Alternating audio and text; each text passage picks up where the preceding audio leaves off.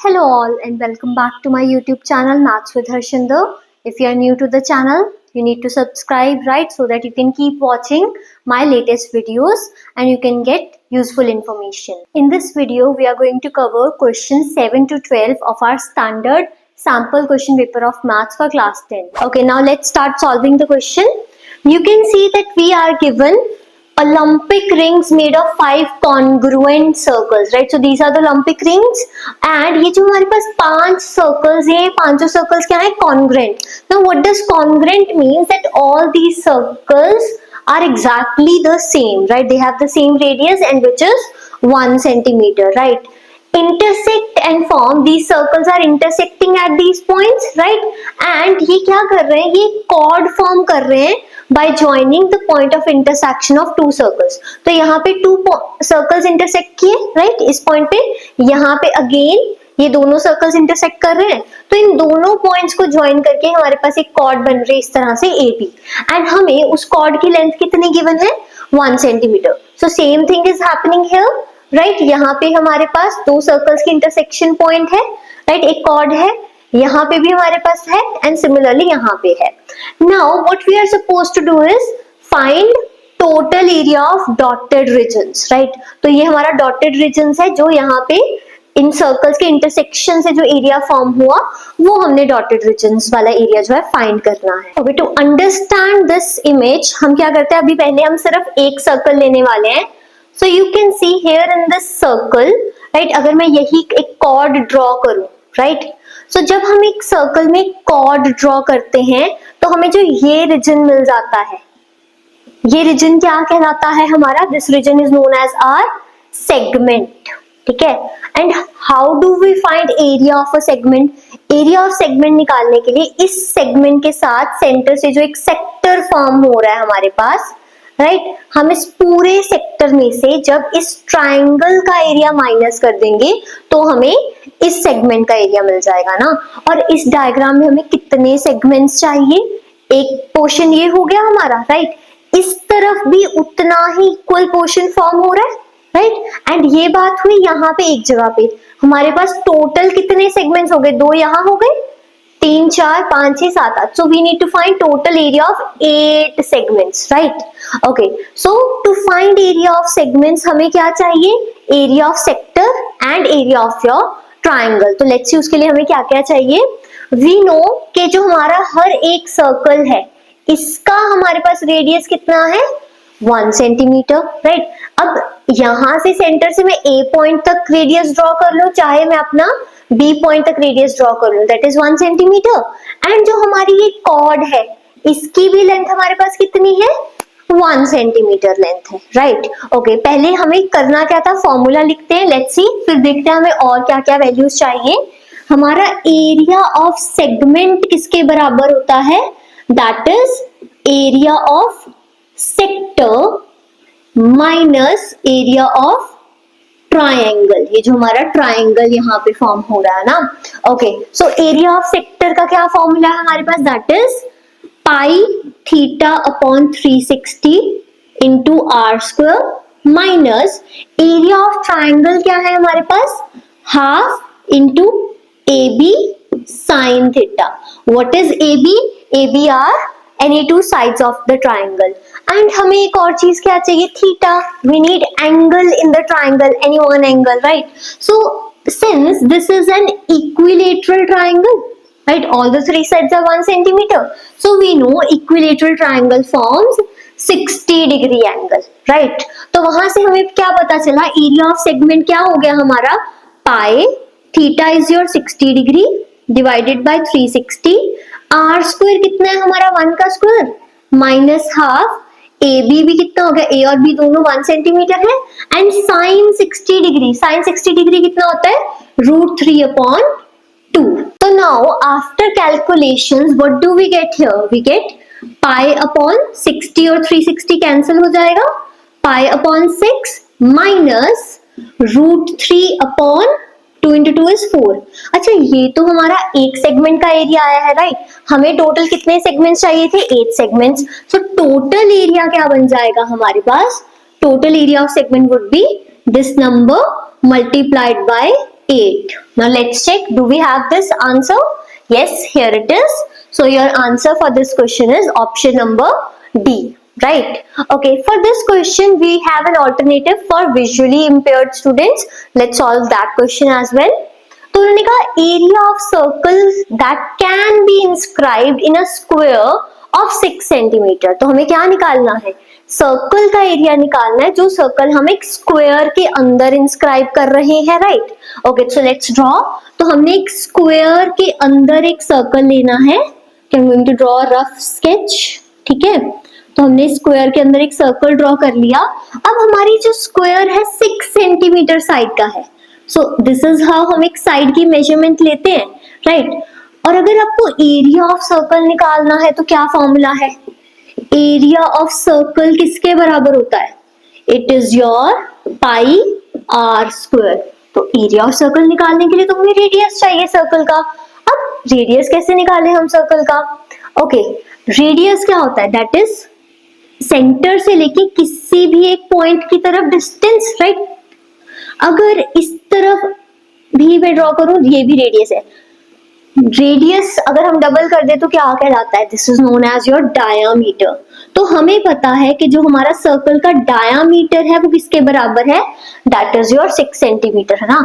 तो फिर हमारा रेडियस कितना हो गया? Radius is half, right? Diameter कैसे बना था? 2 रेडियस को मिला के. तो रेडियस कितना हो गया हमारा? 3 centimeter. So now we can easily find the area of circle. So it is pi into r radius का square, which is 3 square, and we get the answer as 9 pi centimeter square. The side is given in centimeter, right? So हमारा answer क्या होगा? 9 pi centimeter square. So again we get the answer as D. Okay. Now let's move to the 8th question. A pair of dice is tossed. तो हमने 2 dice को एक साथ toss किया. The probability of not getting the sum 8 is.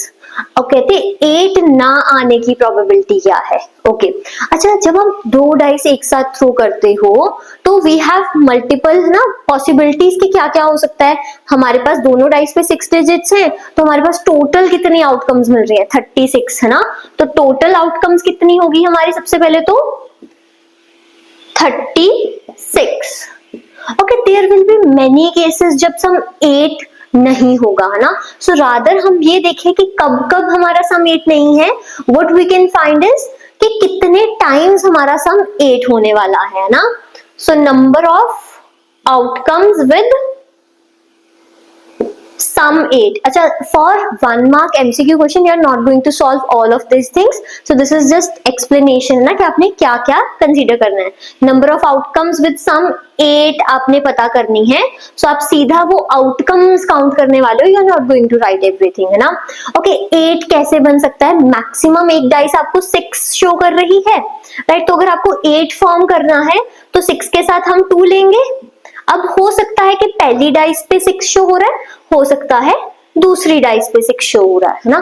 इसके अलावा हम 8 कैसे फॉर्म कर सकते हैं? अब ये नंबर 6 से छोटा ही हो सकता है, बड़ा तो नहीं जाएगा. तो 5 और 3 मिला के हमें 8 मिल गया, या पहली डाइस पे 3, दूसरी पे 5 हो गया हमारे पास. ऐसे ही और क्या हो सकता है हमारे पास? 4 और 4 होने से क्या है? हमें अगेन 8 मिलेगा. क्या इसके अलावा कोई और पॉसिबिलिटी है? अगर मैं 4 से और डिक्रीज कर रही हूँ तो 3 से डिक्रीज किया 2, है ना? सो हमारे पास टोटल 5 केसेस हैं जब हमारे पास सम 8 आ रहा है. तो प्रोबेबिलिटी नॉट गेटिंग सम 8 क्या होगी? We know probability of getting sum 8 and not getting sum 8, इनको ऐड करके वो 1 के बराबर होता है ना? टोटल प्रोबेबिलिटी 1 होती है. सो नॉट गेटिंग सम 8 की प्रोबेबिलिटी अगर आपने निकालनी है, so it would be 1 minus probability of getting the sum as 8 होगा. तो 8 आने के कितने चांसेस है? 5. प्रोबेबिलिटी निकालनी है तो डिवाइडेड बाय टोटल आउटकम्स. तो probability of not getting sum 8 कितना हो जाएगा हमारे पास?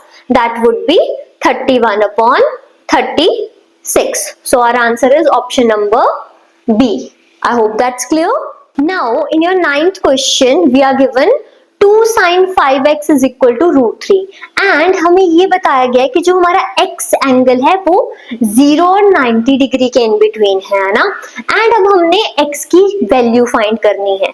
सो since we need to find the value of x, हम साइन 5x बराबर रख लेते हैं, 2 को उस तरफ ले जाएंगे एंड वी गेट √3/2। अच्छा, अब हमें क्योंकि x की वैल्यू फाइंड करनी है तो हमें दोनों तरफ सेम एक्सप्रेशन चाहिए ना, तभी हम उसको इक्वेट कर सकते हैं। अब अगर इस तरफ साइन की फॉर्म में है तो √3/2 को अगर हम साइन की फॉर्म में लिखें तो वो साइन कितना होगा √3/2। अच्छा, अब हमने ये चेक करनी है वैल्यू सिर्फ तब जब x 0 to 90 के बीच में ना।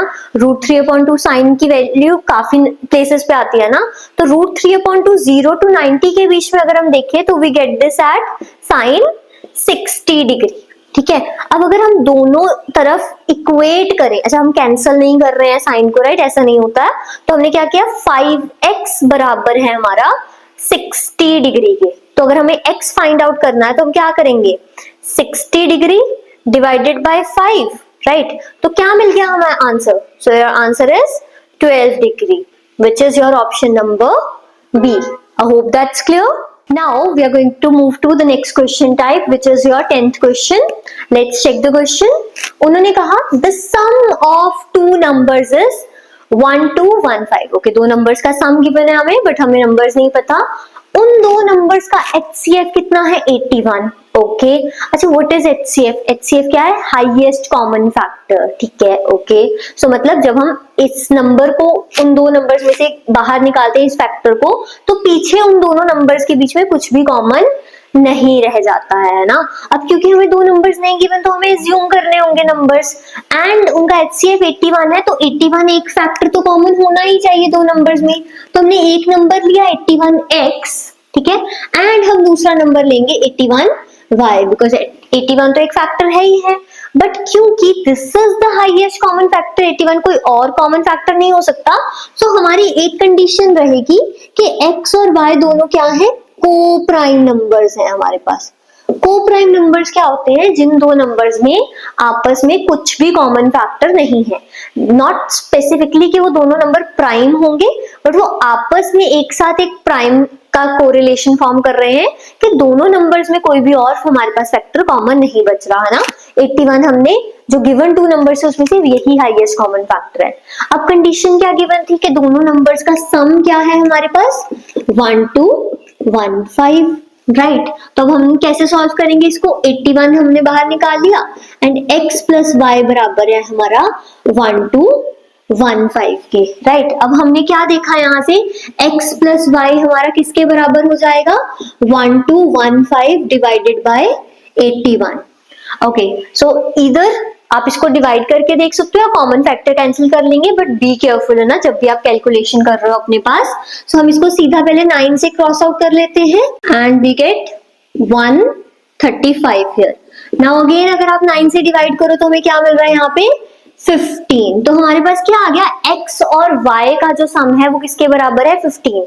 तो अब आपको क्या ढूंढना है, पॉसिबल पेयर्स ढूंढने हैं ऐसे नंबर्स के जो इस कंडीशन को सेटिस्फाई कर रहे हैं ना।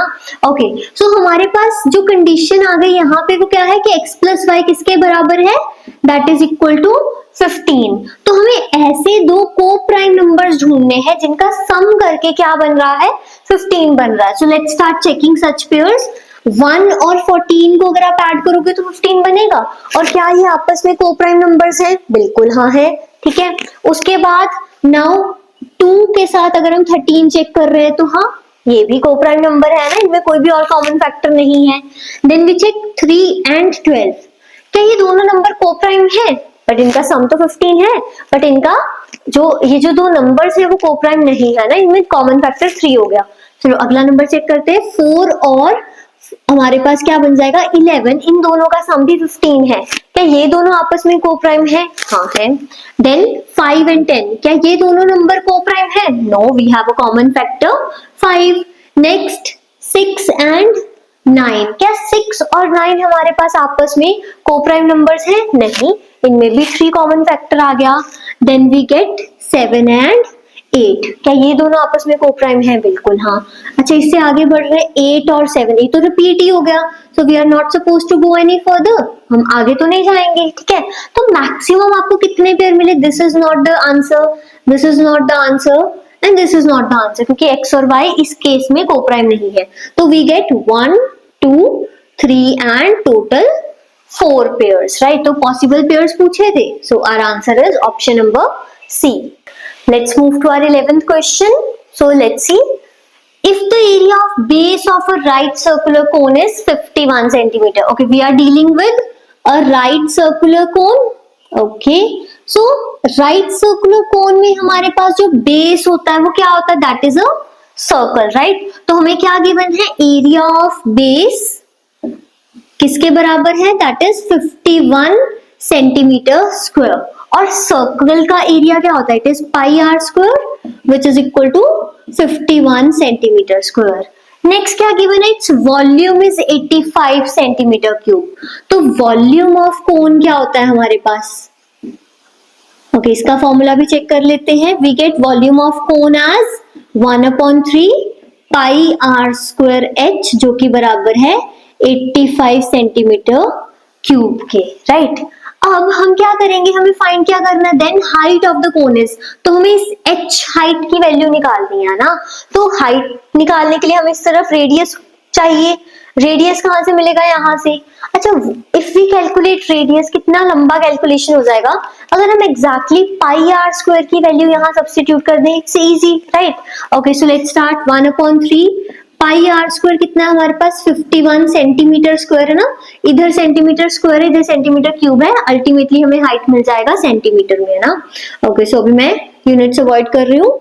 इंटू एच बराबर है 85 के, राइट। तो यहां से हमने जब सॉल्व किया हमें मिल गया 17 इंटू एच बराबर है 85 पे, और हमें h क्या मिला, 85 डिवाइडेड बाय 17, जो कि कितना होगा, it will be a 5 centimetre. क्या ये हमारा आंसर है, yes. So your answer is option number D, right. Okay, let's move to the next question type. If zeros of the quadratic polynomial ax square plus bx plus c are equal, तो उन्होंने कहा एक quadratic polynomial है हमारे पास, उसके zeros हमारे पास क्या है, equal है। अच्छा, एक और कंडीशन गिवन है कि a और c दोनों ही जीरो नहीं है, राइट। तो जब जीरोस हमारे इक्वल हो गए, वो कहते हैं, तो इनमें से ऐसे कौन से दो हमारे पास नंबर्स हैं जिनकी या तो साइन ऑपोजिट है, राइट, या साइन सेम है, ठीक है। अच्छा, सबसे पहले तो क्योंकि zeros of the polynomial equal है, तो क्या कंडीशन होती है हमारे पास, बी स्क्वायर माइनस 4ac बराबर होता है हमारा जीरो के, जब हमारे जो क्वाड्रेटिक इक्वेशन के दो जीरोस हैं वो दोनों ही इक्वल होते हैं। तो यहां से हमें क्या मिला कि बी स्क्वायर बराबर है किसके, 4ac के, ठीक है। अच्छा, हमारे सी ए बी तीनों में आपस में हमने कोरिलेशन चेक करना ना, तो क्या करते हैं, इस इक्वेशन को थोड़ा सा और सॉल्व कर लेते हैं। तो हमें मिला बी स्क्वायर अपॉन 4 बराबर है ac के। तो अगर मैं यहाँ पे पैटर्न एक नोटिस करूं, यहाँ पे हमारा जो बी स्क्वायर है, स्क्वायर करके कोई नंबर पॉजिटिव बन जाता है ना, and 4 is also positive number. तो यहाँ से हमें पता चला ए और सी जो मर्जी हो, ये हमारा हमेशा एक पॉजिटिव नंबर ग्रेटर देन 0 ही आने वाला है। तो यहाँ से हमें कंडीशन मिल गई कि ए सी इज ग्रेटर देन 0। अब 0 के बराबर तो हो नहीं सकता, so it is greater than 0 only. तो अब ऐसी क्या कंडीशन होगी, ए और सी के ऐसे क्या साइंस होंगे कि ये नंबर हमेशा 0 से बड़ा रहे। अगर दोनों में से कोई एक भी नंबर नेगेटिव हो गया तो इनका मल्टीपल तो नेगेटिव हो जाएगा, राइट। तो या तो हमारे ए और सी में दोनों का साइन पॉजिटिव होगा तो ये नंबर, तो ए सी का मल्टीपल जो है 0 से बड़ा रहेगा, या दोनों ही नेगेटिव होंगे तो ही ये क्या है, 0 से बड़ा एक पॉजिटिव रिजल्ट मिलेगा हमें। तो इनमें से कोई कंडीशन सेटिस्फाई कर रही है, लेट्स सी। तो A and C must have same sign, right? So this is your answer. I hope all these questions are clear. Stay tuned, I'll be uploading next questions and हम ये पूरा sample question paper solve करने वाले हैं। अगर आपको अभी कोई भी डाउट्स हैं जो क्वेश्चंस हमने सॉल्व किए, तो आप मुझे कांटेक्ट कर सकते हो। मेरा इंस्टाग्राम हैंडल जो है आपको डिस्क्रिप्शन में मिल जाएगा वीडियो की, एज वेल एज चैनल के डिस्क्रिप्शन में भी, राइट। सो आप क्या कर सकते हो, आप मुझे मैसेज कर सकते हो मेरे इंस्टाग्राम हैंडल पे, and I will be answering all your queries.